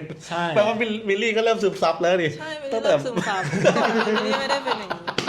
ใช่ไหมใช่อันนี้จริงป่ะหรือว่าแต่ว่าคือด้วยความที่แบรนด์โลโก้มันกลมกล่อมขึ้นตรงที่ว่าเหมือนแบรนด์มันไม่ได้อิงตามวิชั่นอาลูมากเกินไปคือความสุดโต่งของอาลูที่อยากให้มันแบบราคาถึงแบรนดิ้งถึงทุกอย่างมันแบบไปใช่ไหมแต่มิลลี่จะเป็นอีกสายหนึ่งมิลลี่จะเป็นสายลึกสายแบบว่าถ้าของมันไม่ได้คุ้มค่ากับราคาที่คนต้องจ่ายไปเราจะทำมันทำไมมันไม่ยั่งยืนมันฟีลแบบมันจะไม่อยู่ยาวคือมิลลี่จะเน้นเรื่อง longevity ก็คือว่าแบรนด์มันจะต้องโตไปกับเราในทุกๆช่วงแบบคือมันต้องยาวเอาง่ายๆมันจะไม่ใช่แบบกระแสที่แบบว่าแค่ขายแพงแล้วก็เจ๋งแล้วก็ปู้มมาแบบแล้วก็หายไปเลยอะไรอย่างเงี้ยคือไม่อยากปูให้มันมาแบบเหมือนลากมันลึกที่สุดเท่าที่จะเป็นไปได้เพื่อที่มันจะได้ตอบคนได้ว่าทำไมมันถึงต้องราคานี้ก็คือมันเลยมาด้วยกันมันเลยภาพมันเลยออกมาเป็นโอเคก็คือฟังอาหลูคนเดียวมันอาจจะดูไม่ค่อยน่าซื้อเท่าไหร่แต่พอมีมิลลี่เข้ามาเลยว่ะมันมีเหตุผลแล้วไม่จะเติมความแบบลึกซึ้งเข้าไปเราใส่มีมีนิ่งทุกอย่างมันจะต้องแบบมีกระบวนการนะเราก็คือมิลลี่ต้องมาแล้วเราคิดคนละด้านจะตีกันไหมตอนแรกๆหรือว่าระหว่างทำงานเพราะว่ารู้สึกว่ามันเป็นความต่างที่ลงตัวเรารู้สึกว่ามันลงตัวกันแต่แรกอยู่แล้วใช่แต่มันลงตัวจริงนะค่อยๆมันดึงกันและกันใช่ถ้าเป็นอาหลูอย่างเดียวมันอาจจะเป็นแบรนด์อีกแบบนึงมันจะไม่ใช่โลโก้เลยใช่ถ้าทำแบบหรือถ้าเป็นมิลลี่อย่างเดียวมันอาจจะก็อาจจะเป็นอีกแบบนึงเหมือนกันโปรดักต์อาจจะไม่ออกมาเลยเพราะว่าดีไม่หลบอยู่นั่นแหละจนกว่ามันจะดีที่สุดใช่แล้วอาจจะขายถึงแค่3ตัวใช่เรามิลลี่จะแบบไม่ค่อยแบบว่ากล้าตั้งราคาสูงด้วยความเป็นแบบสายผลิตเขาจะคนซื้อไปเขาจะยังไงใช่คิดเยอะเข้าใจเป็นเหมือนกันใช่แต่อาลูจะเป็นอีกเวอร์ชันนึงเลยผมจะเป็นคนติดแบรนด์ทำแบรนด์เข้าใจที่ถ้าผมจะใส่แบรนด์เนี้ยผมต้องพราวกับมันก็ช่วงนี้ก็คืออันเนี้ยเจอ2คนทีใส่โลโก้ตลอดทั้งตัวหัวจนเท้าไม่มีอีกหน่อยเขาน่าจะมีรองเท้าโลโก้ให้กูอยากทำมากพอเล่าอย่างเงี้ยมันเห็นภาพเลยแหละว่าโลโก้มันคืออะไรมันก็คือแบรนด์ที่โอเคมันอาจจะดูมีราคาแต่สุดท้ายมันก็ได้เรื่องของมิลลี่เข้ามาช่วยเรื่องความลึกซึ้งอะไรอยู่แล้วก็เรื่องแบรนดิ้งที่อาหลูเขาก็ปูมาด้วยมีคนบอกเป็นน้องคนนึงเขาพี่คุยเขาบอกมันเหมือนซื้องานศิลปะเขามองเป็นอย่างนั้นไปอะไรอย่างเงี้ยใช่ไหมสำหรับผมก็มองว่า จริงๆโลโก้มันคืองานศิลปะแล้วมันคืออาร์ตพีซที่แบบเรารู้สึกว่าเชื่อไงเราสวมใส่มันได้นะอะไรเงี้ยหรือว่าแม้กระทั่งแบบว่า เรามองว่ามันเป็นการ experimental หลาย ๆ อย่าง เวลาที่เราทำหรือว่าเรากำลังตั้งคำถามกับทั้งวงการเรากำลังตั้งคำถามกับแบบทั้งระบบหรืออะไรเงี้ย โอ้น่าสนใจไอ้คำว่าเราตั้งคำถามอะไร วงการอะไรลองขยายความสิไอ้วงการระบบอะไรเงี้ย ผมเป็นคนที่ทำทุกอย่างด้วยการตั้งคำถาม เกิดมามีชีวิตเพื่อตั้งคำถาม อย่างเช่นสมมติไอ้ตอนเราขายคอนเฟกต์เราตั้งคำถามอะไร ตั้งคำถามว่าทำไมโรงเรียนชื่อนี้แม่งถึงขายของไม่ได้วะกูแฮกแม่งเลย แล้วก็พูดให้คนอื่นเห็นว่าเชี่ยแม่งเด็กแม่งกินกันทั้งโรงเรียนเลยเป็นไงล่ะอะไรอย่างเงี้ยเหมือน เพราะว่าเราเป็นคนชอบเอาชนะไหม ค่อนข้าง ลึกๆ คือฟังมันดูเหมือนคำไม่ดีอ่ะเป็นคนแบบอยากเอาชนะ แต่จริงๆมันคือพลังที่ทำให้เราแบบมันพุชเราอ่ะใช่ไหม คือผมไม่เคยแข่งกับใครนะคือผมจะแบบกดดันตัวเองอะ กดดันตัวเอง โลโก้พูดตลอด เพราะว่าก็ได้ยินคำถามเยอะเหมือนกันเรื่องเนี้ยว่าแบบมองแบรนด์อื่นไว้ยังไงเรื่องนั้นคือ จะบอกว่าเราไม่ได้มอง แบบหมายถึงว่าเราแค่รู้สึกว่าเราทำของตัวเองให้ดีที่สุดอะแบบเราแข่งกับตัวเองเราก็เหนื่อยแล้วอะเราไปแข่งกับคนอื่นอีก จริงถ้าไปมองคนอื่นอ่ะมันจะเราเดินอย่างเงี้ยเราจะเอียงแหละ ใช่ไหมมันจะไม่เป็นเราอ่ะ เหมือนเราอยากสร้างโลกของเราขึ้นมาแล้วโปรดักต์มันค่อยตามมาทีหลังว่าในโลกนั้นที่เราสร้างมาเราอยากมีโปรดักต์อะไรอยู่ในนั้นใช่ ก็นั่นแหละแล้วโลกของโลคอลแล้วกันที่เราสองคนมองอ่ะตอนนี้มันเปลี่ยนไปไหมจากวันแรก เปลี่ยนไปเยอะมากถ้าเทียบจากวันแรกมันจะมีความแบบอีโคสูงมากดูแบบว่า ดูแบบ รักโลก ดูเขียวดูแบบว่าดูธรรมชาติ ใช่ ด้วยความที่ตอนนั้นอะเอาจริงๆก็คือเราได้อินสปายมาจาก AFT ใช่ไหม แต่ว่าเราก็เลยแบบมันมีกลิ่นอายของสิ่งนั้นตลอดเวลาจนแบบว่าเรา respect เขามากๆจนเราไม่อยากให้มันมีไว้นั้นอยู่เพราะเรา respect เขาเกินไปอ่ะ แล้วเราก็บอกเขาเรื่องนี้กับตัวเลยเหมือนกัน เพราะว่าเราก็มาเจอเขาตอนที่เขามาไทย จริงเรื่องลืมเรื่องนี้ไปเลยที่ว่าเขาเคยเจอเราจริงๆเราพูดข้ามมันมาไกลมากเลยจริงๆมันต้องเริ่มจากไอ้ที่หรือว่าขายไม่ได้มา6 เดือน ใช่ย้อนไปงั้นนะมันต่อได้เลยไหมเรื่องของ ได้ โอเคก็คือตอนนั้นอ่ะที่มันขายไม่ได้เลย6 เดือนอ่ะผมก็ลืมมันไปตั้งแต่2 เดือนแรกอ่ะเพราะว่าเดือนแรกๆอ่ะมันเงียบแล้วไงก็เหมือนตอนคอหมูอ่ะที่แบบจะไม่ทำแล้วหายไปจอยไปแล้วตอนนั้นเราผลิตมาแล้วเหรอผลิตมาเสร็จหมดแล้วนะเตรียมขายแล้วก็สต็อกอยู่ที่บ้านตั้งไว้ที่บ้าน เตรียมบ้านเลยเราก็แบบเราก็ลืมมันไปตอนนั้นก็นี่แหละไปเป็นคนขับรถให้แม่มิลลี่แล้วก็ผมก็คิดขึ้นมาได้เว้ยว่าถ้าเราอยู่เฉยๆอ่ะแบบเรายังไม่เอาตัวเองออกไปอ่ะเพราะดักมันก็อยู่อย่างเงี้ยไม่มีใครเห็นอย่างนี้เราก็ต้องหาที่ออกไปดีว่าอะไรเงี้ยก็เลยแบบเริ่มออกบูธออกแบบป๊อปอัพเริ่มออกบูธงานแรกก็ไปแล้วก็ขายได้เว้ยขายได้เฉยมันมีคนชอบนี่ว่ามีคนชอบของเราจำได้ไหมคนแรกที่เดินมาซื้อเรานี่เขาคือใครได้ทุกวันนี้เป็นเพื่อนกันอ่ะเจ้าของร้านจักรยานใช่จริงเหรอใช่คือตอนนั้นก็ไม่ได้รู้จักกันเหมือนกันตอนนั้นไม่รู้จักจนถึงวันนี้ก็เป็นเพื่อนกันเลยใช่แล้วเขาเดินมาเขาซื้ออะไรแบบจำได้ไหมชิ้นแรกที่ขายได้เสื้อเชิ้ตก็แปลว่าเราเริ่มรู้แล้วว่าต้องออกแล้วเรามีการเลือกงานไหมหรือว่าก็ไปหมดเลยเลือกมากเลือกจากอะไรอ่ะแบบก็เหมือนเก็บเวลเลยใช่แบบว่าถ้าตลาดนี้เรารู้แล้วว่าเราโอเคเราหรือโอเคแบบว่าเรารู้แล้วว่าเราทาร์เก็ตคนเดินประมาณนี้แล้วเราก็จะ move on ไปตลาดที่ใหญ่ขึ้นกว่านี้ที่คนเยอะกว่านี้หรือว่าใช่ภายในแบบไม่กี่เดือนอะเราเริ่มจาก Little T ที่แบบว่าบูธแบบน่ารักไป Wonderfood ภายในระยะเวลา3 เดือนใช่ Wonderfood เลยยอดก็คือแบบเหมือนดันตัวเองตลอดเวลาใช่อะไรที่แบบเขาบอกว่าแบบน่าไปก็ไปหมดแต่ไม่ได้ไปทุกงานแล้วทุกวันนี้ยังคงแบบ energy นั้นอยู่ไหมยังไปออกน้อยลงแล้วว่าคัดมากๆก็จะเหลือปีนึงแค่มัน2 ครั้ง 3 ครั้งเพราะอะไรอ่ะมันเรากลายเป็นว่าการออกบูธอะมันไม่ใช่การตั้งยอดขายเป็นหลักแล้วแต่มันกลายเป็นการเติมกำลังใจเป็นหลักอะเหมือนเราได้เจอพี่เราได้เจอลูกค้าเราได้เจอพี่แมนอย่างเงี้ยที่แบบว่าเขามาบอกเราว่าโหเขาชอบแบรนด์เรามากเลยเขาแบบว่า แบรนด์เราแบบมันเอฟเฟกต์ยังไงบ้างกับชีวิตเขาหรืออะไรเงี้ยไอสิ่งนี้กลายเป็นเรื่องหลักในการที่แบบเราจะไปออก เข้าใจเลยพี่ไปออกบูธก็จะได้ไปเจอลูกค้าเหมือนกันว่าคนที่เขาชอบแบรนด์เราอะไรเงี้ยมันเหมือนเขาเรียกอะไรเหมือนเป็นมิทติ้งเล็กๆอ่ะ ใช่ใช่ ซึ่งไม่รู้คนอื่นคิดอย่างนั้นหรือเปล่าแต่เราคิดของเราอย่างเงี้ย มันแทบไม่ได้ขายของรู้สึกว่าเหมือนไป ไป เจอ คุยไปคุยใช่ ไปเจอแบบเหมือน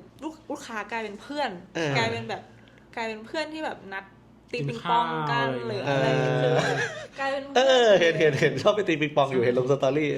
คือแบบเหมือนตอนออกบูธแม่งทุกนาทีสำหรับผมแม่งมีค่ามากเพราะมันappreciate กับคนที่เขามาเจอเราอ่ะ เขาต้องตั้งเขาต้องตั้งใจมาแหละ ใช่ เขาถึงจะเข้ามาต่อให้ไม่ตั้งใจเขาก็ต้องสนใจของที่เราวางอ่ะ ผมก็แบบดีใจมา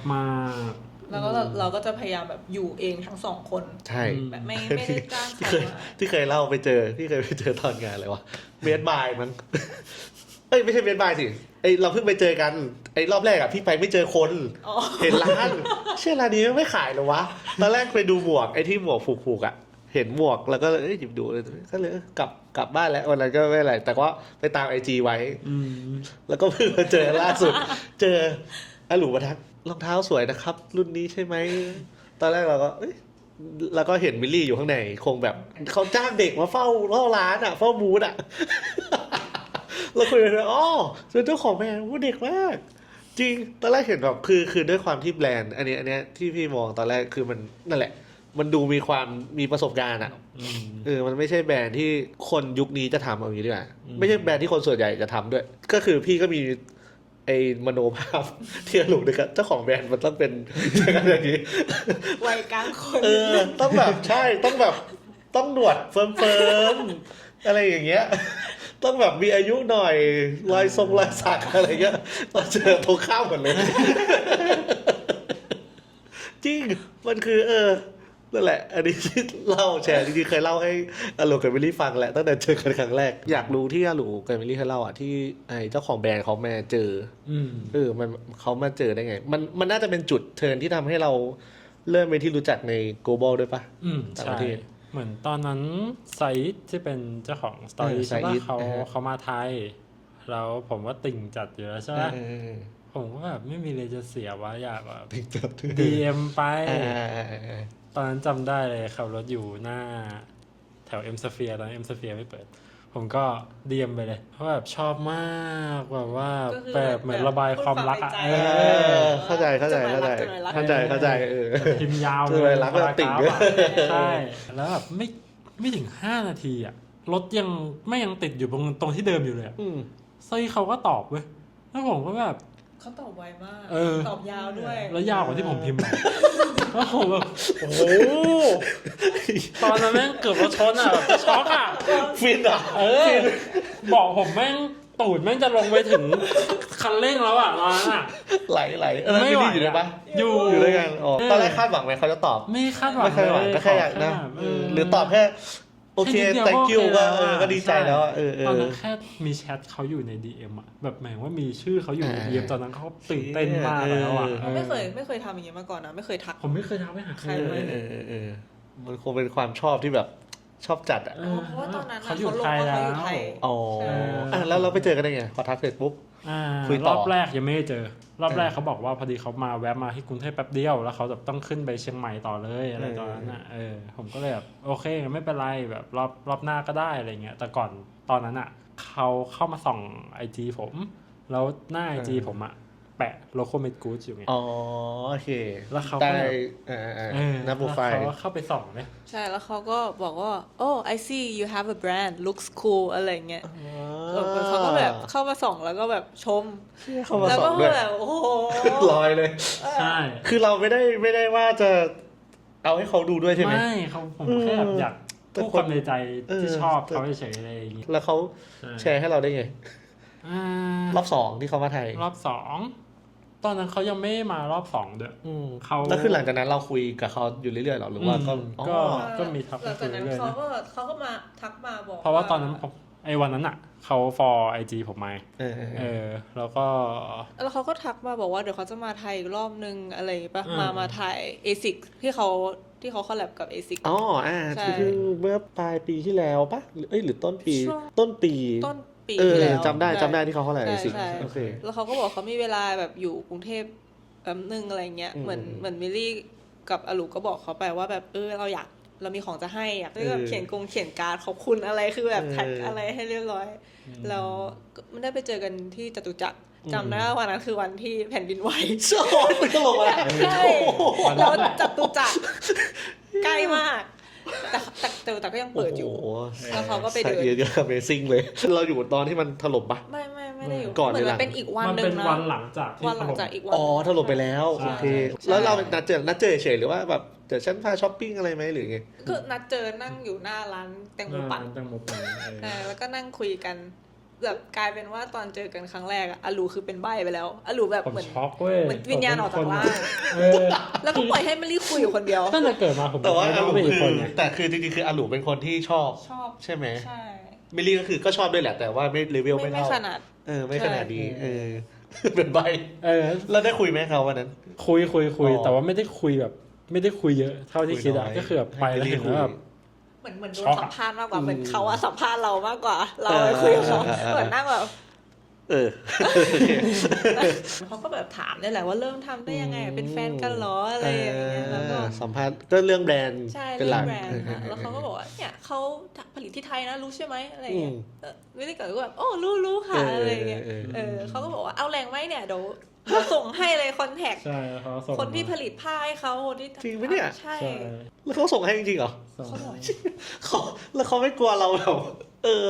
กลายเป็นว่าใจดีกว่าที่เรานั่งเชียงใหม่ไปไหนเราอีก ใช่เขาแบบ nice มาก ใช่แต่ว่ามิลลี่กับอลูอะก็คือไม่ได้ใช้แหล่ง ไม่เอา เพราะว่า เรา respect เกินไป คือ ใช่ไหม ก็บอกเขาตั้งแต่ตอนนั้นเราไม่เป็นไรแบบไม่เอา ดี ไม่เป็น แต่ ไร เราต้องเกรงใจนะ ใช่แต่เขาก็ยังส่งมาให้อยู่ดี ก็บอกว่าหลังจากนั้นเขาก็เลยไปรีโพสอะไรให้เราใช่ไหมหลังจากเจอกัน ใช่เขาก็เหมือนลงเสื้อที่เรา ลงเสื้อ ที่เราให้เขาไป ใช่แล้วก็เขาก็แบบก่อนหน้านั้นเขาก็มีลงให้แล้วแหละลงแบบลง process ที่เราลงในโลโก้อะไรอย่างเงี้ยเขาก็ลงให้แล้วเขาก็บอกว่ามันมีแบรนด์แบบเท่ๆอย่างนี้อยู่นะอยู่ในไทยอะไรอย่างเงี้ยแบบ ลองให้ทุกคนแบบ เข้าไป follow ดู เอ อะไร อ อย่างเงี้ย ใช่ แล้วก่อนหน้านั้นอะไม่ได้เพิ่งคุยกับอลูไปเองเหมือนแบบนั่งคุยกันว่าแบบมันจะดีแค่ไหนกันถ้าเกิดว่าแบบเหมือนสกิปแบบว่า แชร์ให้ ไปบอก นะ คนอื่นว่าแบบแบบชอบแบบไม่ต้องแชร์แต่ว่าแค่แบบเมน แค่ ชั่น พูดถึงอ่ะ เป็น ก็ เป็ ดี น ใจ ชั้น แล้ ถึ ว ง อะ เราอะไรเงี้ยแบบมีแบรนด์ที่แบบว่าอินสปายจากสตอรี่อะไรเงี้ย แปลว่าเขาก็สนใจเราจริงเขาน่ารักมากเลยอะ ผมเครียดแหละว่าเครียดว่าเราเขาจะคิดยังไงว่าถ้าเราเห็น ใช่ อะไร แบ อบ ย่างเงี้ย เขาจะคิดว่าเราแบบก๊อปหรือทำตามเขาอะไรอย่างเงี้ยหรือเปล่า เออ แต่คือเขาแบบดีใจมากๆที่เรา ที่เรา ที่เราทำสิ่งนี้ขึ้นมา ใช่เขาคง เขาอะ ใช่ ใช่ พี่เชื่อว่าเขาก็คงอาจจะเคยเป็นแบบพวกเราเนี่ยแหละเขาก็คงนะมีอะไรที่เขาทำของเขามาแล้วสุดท้ายเขาก็รู้อะว่ามันไม่ใช่การไปทำตามทั้งหมดมันก็ต้องเป็นตัวเขามันก็เลยเกิดเป็น AFG อย่างใช่ อลูกับมิลลี่ก็เกิดมาเป็นโลโก้ซึ่งมองจริงมันก็มีความต่างกันอยู่ มันไม่ได้ว่าเข้าใจเลย เขาให้คำแนะนำด้วยคือตอนนั้นเหมือนปรึกษาปัญหาคือว่าแบบเนี่ยแบบมันเงียบมากเลยแบบทำมา6 เดือนไม่มีออเดอร์เลยอะไรอย่างเงี้ยเรา ตอนนั้นยังไม่เคยขายไม่ได้หรอที่พี่เจอ ตอนนั้นเหมือนยังไม่ได้เริ่มออกบูธเลย ยังไม่ได้ออกบูธ ใช่ ออกไปเจอก่อน ใช่ แปลว่าเขามีส่วนไหมให้เราออกไป จริง มี ๆ ส่วน เขาคือส่วนหลัก ส่วนหลัก ส่วนหลักเลยแหละ ที่ทำให้แบบว่าโลโก้มันกลับขึ้นมาได้ เพราะว่าอะไรมันเป็นเรื่องจิตใจหรือว่าคำแนะนำเขามัน มันคือเรื่องจิตใจล้วนๆ ใช่แล้วก็คำแนะนำด้วย คือเขาบอกว่าเขาไม่ได้เริ่มมาแล้วแบบเป็นอย่างนี้เลยอ่ะเขาใช้เวลาเป็น10 ปีกว่าที่เขาจะแบบ global กว่าที่ทั้งโลกอะ จะรู้จัก ก่อนหน้านี้เขา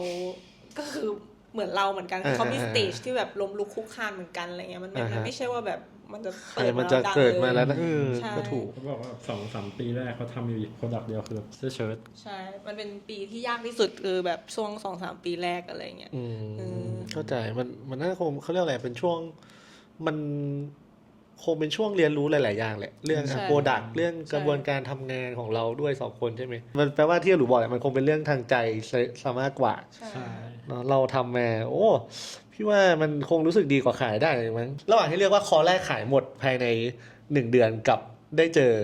โห ใส่ ได้เจอแล้ว แบบ ใช่ไหม คิดเลยอ่ะ ใช่ไหม ไม่ต้องคิดไม่ต้องคิด ไม่ต้องคิดเลยใช่ไหมอยากรู้ว่าที่เราทำกันมาทั้งหมดเนี่ย ตอนนี้กี่คอลเลคชันแล้วสี่สาม 3 ประมาณ3คอลเลคชันที่สามใช่ไหม ค่ะ อยากรู้ว่ามันมีตัวไหนที่เราแบบชอบมันมากที่สุด อันนี้เอาในแง่ของความชอบส่วนตัวเลยนะ ของทั้งสองคนเลยที่มิลลี่ก่อนก็ได้ มิลลี่จะชอบเป็นพวกของแบบอิสเซอรี่มากกว่า แบบ คือ พวกหมวก อ่า หมวกกระเป๋า อ่า อะไรอย่างเงี้ยเพราะว่าส่วนใหญ่ของเราจะเป็นเน้นแบบเมนส์แวร์ก็คือมันจะไปทางแบบอลูมาก อ๋อ ใช่แต่พวกอิสเซอรี่อ่ะ เราจะได้ใส่ความเป็นผู้หญิง ใช่ ลงไปถ้าให้เลือกชิ้นเดียวเลือกชิ้นเดียวตั้งแต่ เลือกสร้อย ทั้งหมด เซรามิกแล้วกัน สร้อยเซรามิก เพราะว่าเป็น มีตรงนี้ไหม เป็นอย่างเดียวที่ตัวเองเรียนจบมาแล้วได้ อ๋อ ทำเลย นี่เหรอเอามาดูขอดูหน่อยโอเค อันนี้มาดูเซรามิกมันคืออะไรมันคือสร้อยเหรอ เป็นสร้อยเซรามิกค่ะ อันเนี้ยจะเป็นแบบเกียวซ่า อ๋อเป็นรูปเกียวซ่า เวลาปั้นก็คือเหมือนเกียวซ่าจริง ๆ เลยคือแบบต้องสอดไส้ด้วย ทำจริงเหรอแล้วไส้เราใส่เป็นอะไรอ่ะ เป็นทิชชู่ จริงป่ะ ตอนเผามันจะระเหย อ๋อ มันจะเป็น ก็คือในนี้จริงๆมันก็ระเหยไปแล้ว ใช่ แต่ตอนปั้น ก็คือไม่มีอะไร เราต้องใส่ทิชชู่ไว้เพื่อให้มันเป็น เพราะว่ามันเป็น ทรงของมัน ทรง ที่มันต้อง ใช่ มีอะไรอยู่ข้างในอ๋อโอเค อันนี้ก็ มี จะ ลาย เป็น สี วอรี่สโตนที่เขาเอาไว้แบบวนเวลาเครียดหรืออะไรอย่างเงี้ยเขาก็ อ๋อ จะแบบ โอเคแต่ว่าแล้วพวกอันนี้อาหลูได้เขาเรียกว่าอะไรได้คิดไหมหรือว่าอันนี้จะเน้นมิลลี่เป็นหลัก อันนี้จะ เป็น มิลลี่แล้วก็พิชชิ่งให้อารูว่า อืม อารูโอเคไหม อืม อ๋อ เกียวซ่าอย่างเงี้ยผมจะชอบเป็นพิเศษเขาไม่ อ๋อ แบบ สุดท้ายก็คือ ใช่ เราก็ต้อง เป็นคนสรุปหลักอยู่ดี โอเคนี่นะฮะก็เป็นสร้อยมาของอาหลูบ้างอาหลูชิ้นที่ชอบอยู่ตรงนี้ปะ ตัวนี้ ตัวนี้สีน้ำตาลเป็นคอลเลคชันใหม่ ใช่ ตัวนี้เป็น อ่า คอลเลคชันใหม่ เป็นกางเกงทรงแบบ จะเรียกว่าอะไรดี มันค่อนข้างแบบบาน สวย ๆ เนี่ นิ ย ดนึง มี แต่มันก็ไม่ได้ดูแบบแบกกี้อะไร ใช่ มันจริงๆมันเหมือนจะเป็น มี แบบ detail แทร็กแพนส์นิดๆ อ่า แต่เป็นแทร็กแพนส์ที่แบบว่าใส่ทางการได้ อืม แล้วก็ชอบมากอันนี้ชอบมากๆเลยคือแบบดีเทลเย็บแบบตรงเขาเหมือนเราไปสะดุดฟุตบาทแล้วแบบเขาขาดอะไรเงี้ยแล้วแบบมีแบบเมนดิ้งเหมือนแบบปะ นะครับเนี่ยตอนใส่มันจะแบบว่าอะไรประมาณนี้ อ๋อ นี่ที่อาหลูใส่อยู่ นี่ดูด้านข้างหน่อย มีปักด้วย อันนี้ก็จะเป็นปักมือหมดเลยใช่ไหม ใช่แล้ว เนาะเพราะว่าพวกนี้เครื่องมันน่าจะปักไม่ได้ เป็นปักมือหมดเลย ใช่ค แล้ รับ วด้วยความที่สีน้ำตาลอันเนี่ยมันเป็นสีน้ำตาลธรรมชาติ มันเลยแบบยิ่งอิมแพคมันแบบสวย มันจะไม่เหมือนกันทุกตัวมันเหมือนจะแบบแต่ละแบชที่เขาย้อมอะสีน้ำตาลมันจะให้ จะมี เฉด เหลื่อมๆนะ เหลื่อมที่ต่างกันแล้วมันกลายเป็นว่า พอมันมาอยู่ทั้งตัวแล้วมันสวยมาก เดี๋ยวนะหมายถึงว่าตัวเนี้ยมันจะมีน้ำตาลไม่เท่ากันหรอ ใช่ เนี่ย เห็นปะ เหมือนตอนทอเนี่ยตัวนี้มันจะสว่างกว่า เหมือนต้องดูไกลๆนิดนึงเนี่ย อ๋อโอเคมันเป็นผ้ามันทอมาเนาะว่า ใช่ เส้นใยมันไม่ได้ย้อมมาสีเป๊ะขนาดนั้น ใช่ โอเค แต่ไอความไม่เป๊ะนี่แหละ นั่นแหละมันคือเสน่ห์ของมัน ใช่ ใช่ สิ่งที่แบบทำให้มันสวยมาก ดีไหนๆก็หยิบคอลเลคชันใหม่แล้วพี่ว่าเดี๋ยวแนะนำคอลเลคชันใหม่เลยก็ได้นะ ได้เลย อันนี้ก็คือ So วางขายแล้ว ใช่ครับ อันนี้วางขายแล้วเป็นดรอปชื่อว่า Soul Traveling So Traveling ใช่แล้ว จริงๆdrop เนี่ยเราเหมือนจะได้อินสปายมาจากพวกแบบว่า subconscious เหมือนอยู่ในความฝันอะไรอย่างเงี้ยค่ะเหมือนจิตใต้สำนึกค่อนข้างเหมือนลงไปทางแบบค่อนข้างแบบใช่ที่หนูนึกถึงภาพนั้นไหม ใช่ ประมาณนั้นไหม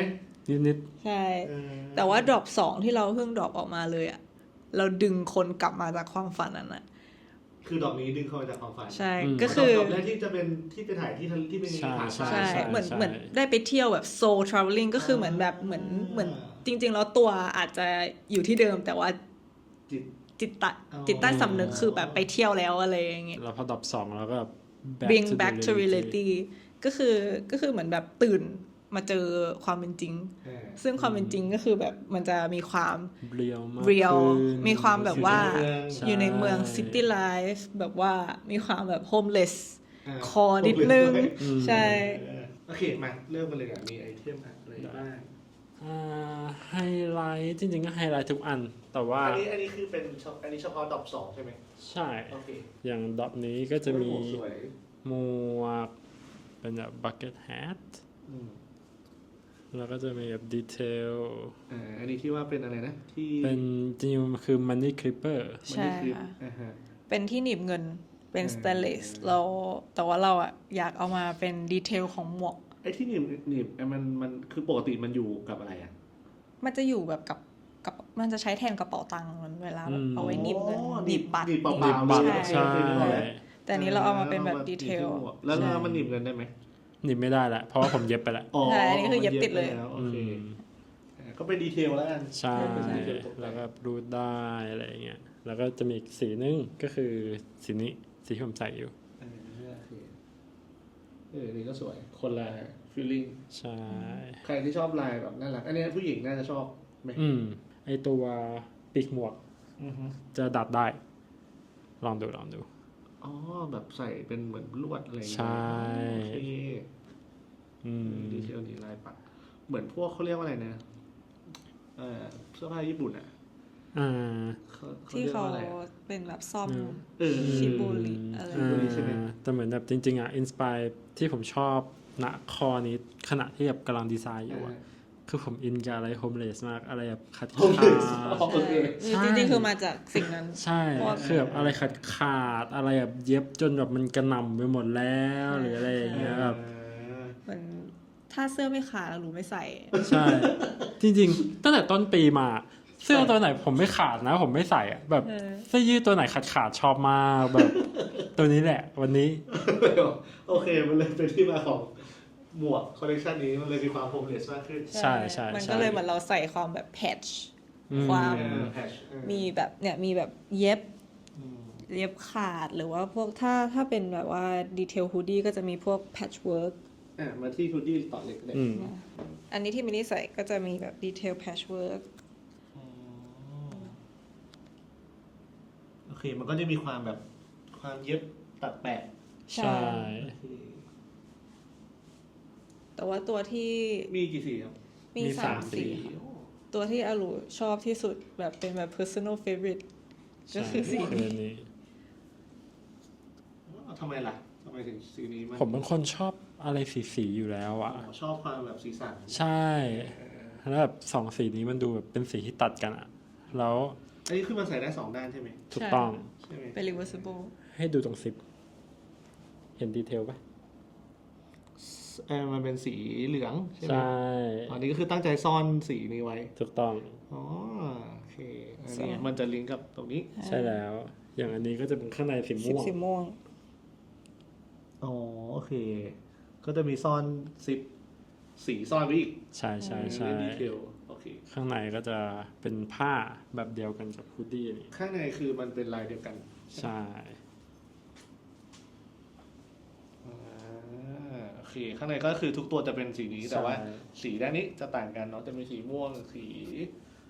อะไรอะสีน้ำเงินเหรอ ใช่ครับ ไหมแล้วก็สีด ใช่ ำดำเทา โอ้สวยสวยสวยทำไมถึงทำฮูดดี้เอ้ยเพิ่งเห็นมีดีเทลกระเป๋าต้นเชือก ใช่แล้ว ทำไมถึงทำฮูดดี้ล่ะเราไม่เคยทำหรอกใช่ไหม ไม่เคยเลย เราไม่เคยทำฮูดดี้เลย เป็นครั้งแรก คือเรา ใส่ เราจะชอบลองอะไรใหม่ๆ ตลอดเวลา อืม เหมือนถ้าเรารู้สึกว่าเสื้อเราทำเสื้อเชิ้ตมาทุกคอลเลกชันแล้วอะเสื้อแขนสั้น มัเบื่อเลยเข้าใจ ใช่ เราอยากเปลี่ยน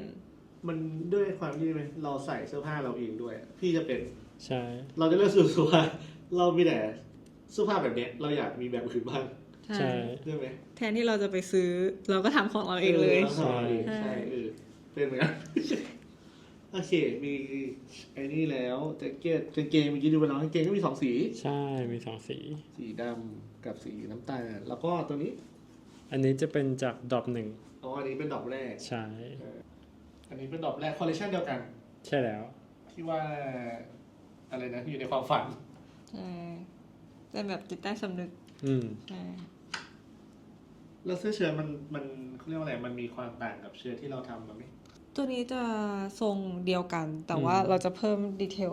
ตรง ด้านล่าง ดีเทลสกรีนตรงนี้ค่ะสำหรับคอลเลกชันนี้เท่านั้นที่ มัน จะ คืออะไรอ่ะเป็นรูปทะเลภู มัน เขา เป็น เหรอ รูปภูเขา ใช่ไหม ใช่ มันคือรูปอะไรครับรูปวาดหรืออะไร เป็นรูปภูเขาที่ตอนนั้นผมไปเชียงดาวมา ก็เลยใช้รูปจากเป็นรูปฟิล์ม อ๋อรูปฟิล์ม ใช่ และอันนี้มันคือมาสกรีนจริง ใช่ใช่ใช่เหมือนแบบปรับให้มันกลายเป็นกราฟิกแล้วก็ ๆโอ้สวยนะ อืม มันมีความเป็นแบบเหมือนภาพในเกมบอยอ่ะ ใช่ไหม ใช่ใช่ใช่ที่แบบเป็นพิกเซลหน่อยป่ะ เขาเรียกว่า8 บิตเหรอ อืม สวยสวยสวยเพิ่งสังเกต ตอนแรกไม่รู้ว่ามันคือรูปอะไรคิดว่าแบบ เป็นป้ายอะไรสักอย่างคิดว่าเป็นแบบป้ายแท็กแบรนด์อันใหม่อะไรเงี้ย ไม่ใช่ไม่ใช่ เป็นสำหรับคอลเลคชันนี้เท่านั้นเลย โอ้สวยสวยสวย แล้วด้านหลังก็จะมีแบบปักโลโก้เมดกู๊ด โอเคด้านหลังมีปักด้วยโอเคประมาณนี้ ให้ฝากแล้วกันฝากอะไรถึง ผู้ชมหรือว่าแฟนๆของโลโก้ โปรเจกต์ลับๆที่เรากำลังปั้น อ๋อเดี๋ยวจะมีโปรเจกต์ที่เรากำลังจะเตรียมเซอร์ไพรส์ทุกคนอยู่ค่ะ คิดว่าลูกค้าเก่าๆ แล้วก็ลูกค้าที่กำลังจะรอซื้อของเราอยู่ น่าจะชอบกันมากๆ ฝากด้วยครับ เป็นโปรเจกต์ของโลโก้ ใช่ ใช่ค่ะ ฝากโชว์รูมนี้ด้วยนะครับ โชว์รูมนี้จะมีไว้สำหรับให้ลูกค้าหรือว่าทุกคนที่อยากจะมาดู Product หรืออยากมาลองสวมใส่ หรือว่าอยากแค่เข้ามานั่งคุย อยากแบบว่า อยากรู้จัก รู้จัก เราหรืออะไรเงี้ย ใช่ เข้ามานั่งคุยเล่นอะไรเงี้ยก็สามารถนัดเข้ามาได้เลย เพราะว่าปกติเราไม่ได้อยู่ตลอดต้องแบบนัดเข้ามา ใช่ ใช่ล่วงหน้าใช่ค่ะ ทางไหนครับ DM DM ก็ได้หรือว่าอีเมลก็ได้ใช่ อ๋อแล้วก็มีอีเมล ใช่ทาง IG ครับ แล้วก็เนี่ยจะมีเสื้อผ้าเนาะให้ดูให้ลองตึ๊ดๆแล้วก็นี่เมื่อกี้ที่แพรดูไปแล้วทั้งหมดนะฮะ